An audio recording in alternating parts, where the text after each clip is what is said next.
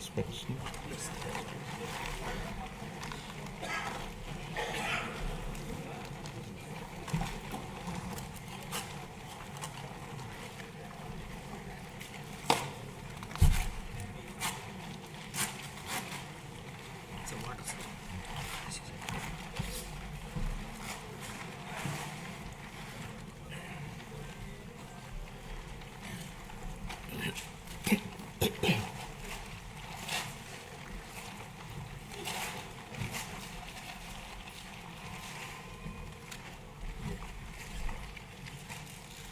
Honorable Chairman, AP State Legislative Council, Honorable Speaker, AP Legislative Assembly, and Honorable Members of the State Legislature.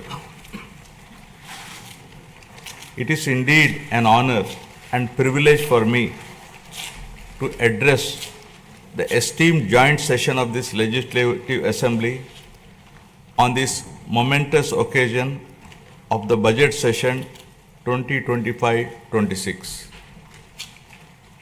The people of Andhra Pradesh have bestowed an unprecedented mandate to my government in the assembly elections, reflecting their trust and confidence in the leadership of Shri Chandrababu Naidu Garu, Honorable Chief Minister,